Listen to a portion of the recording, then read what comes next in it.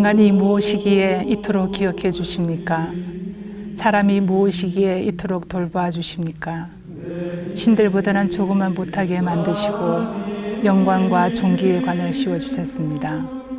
당신 손의 작품들을 다스리게 하시고 만물을 그의 발 아래 두셨습니다. 안녕하십니까? 오늘은 시편 8편에 대해서 알아보도록 하겠습니다. 시편 8편은 공동체적으로 창조주이신 하느님을 찬양하는 공동 찬양 시편에 속합니다. 이 시편은 마치 아름다운 언어의 실로 수를 놓은 듯이 아름답습니다. 이 시편은 하느님과 인간의 관계를 심오하게 다루고 있습니다.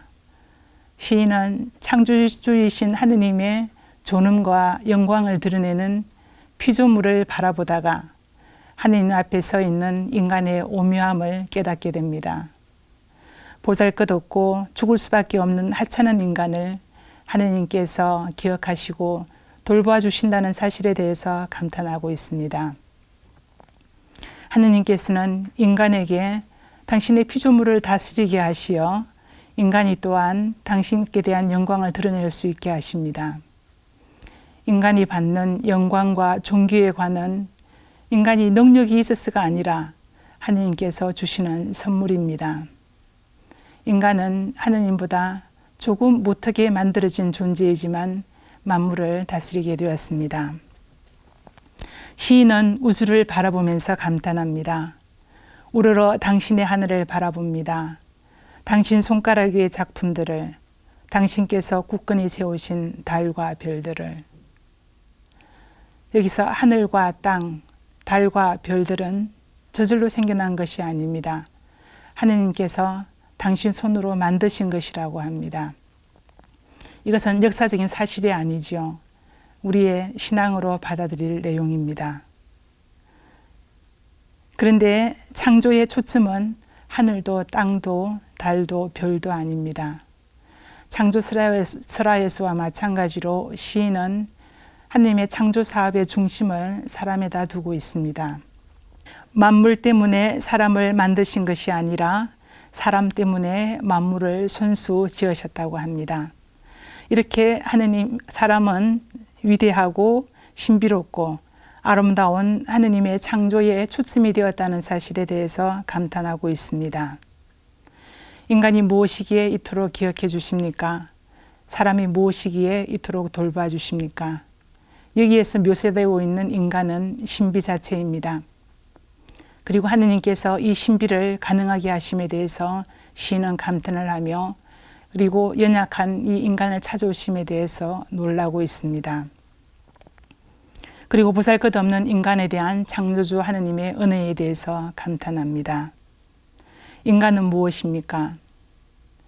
인간은 죽을 수밖에 없는 지상적인 존재입니다. 영원히 살 수 있는 천상적인 존재가 아니라는 것입니다. 여기에서 인간이라고 말하는 이 말은 히브리 말로 에노스인데 이것은 나약하고 더덥고 죽을 수밖에 없는 유한한 존재를 말합니다. 나약하고 흙에서 만들어져서 흙으로 돌아갈 수밖에 없는 덧없는 존재입니다. 인간이 이렇게 덧없는 존재임에도 불구하고 하느님께서 찾아오셔서 인간을 돌봐주십니다. 이 하느님께서 인간을 기억해 주시고 돌봐주신다는 이 사실에서 기억하신다라고 하는 것은 그분의 지속적인 현존을 의미하고 돌봐주신다라고 하는 것은 그분의 따뜻한 보살핌을 의미합니다. 나아가 시인은 인간과 만물의 질서와 위치를 밝히고 있습니다. 신들보다 조금만 못하게 만드시고 영광과 존귀의 관을 씌워주셨습니다. 신들은 히브리 말로 하느님 곧 엘로힘이고 70인역에서는 천사들이라고 번역을 합니다. 인간의 위대함을 강조하기 위해서 인간이 하느님보다 조금만 못하다고 표현을 합니다. 하느님께서 인간에게 영광과 존귀의 관을 씌워주셨다라고 하는 것은 인간이 미약하고 이 광활한 우주에 비교해서 보잘것없는데도 불구하고 하느님께서 인간을 돌봐주시고 보살펴 주심에 대한 그분의 자애에 대해서 경탄하는 것입니다. 원래 영광과 존귀의 관을 씌운다라고 하는 것은 인간이 만물의 영장임을 뜻합니다. 관을 씌워주셨다라고 하는 것은 지배권을 부여하셨다라는 말입니다. 하느님께서 인간을 만물의 지배자로 등극시키셨고 그래서 인간은 다스리는 자, 지배자가 되었습니다. 7절에는 당신 손의 작품들을 다스리게 하시고 만물을 그의 발 아래 두셨다라고 합니다. 이제 사람은 창조 세계를 다스리는 하느님의 대리자가 되었습니다. 다스리게 하시고란 이 말은 오만한 지배가 아닙니다. 창세기 1장 26절과 28절에서도 다스림이란 이 말은 짓밟는다는 의미가 전혀 없습니다.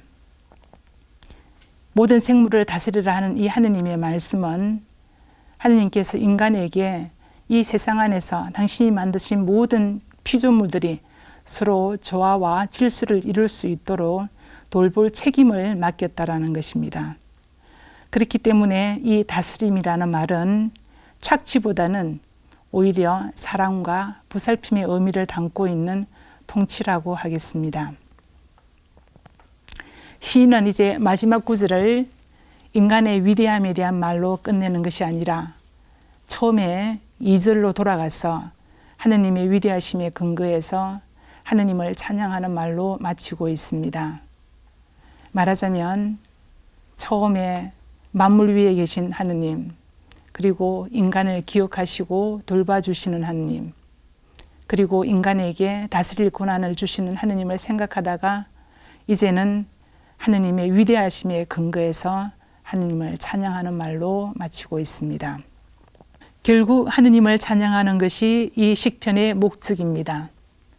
하느님을 찬양하는 것이 삶이고 삶이 곧 하느님을 찬양하는 것입니다. 주 저희의 주님, 온 땅에 당신 이름이 얼마나 존엄하십니까? 감사합니다.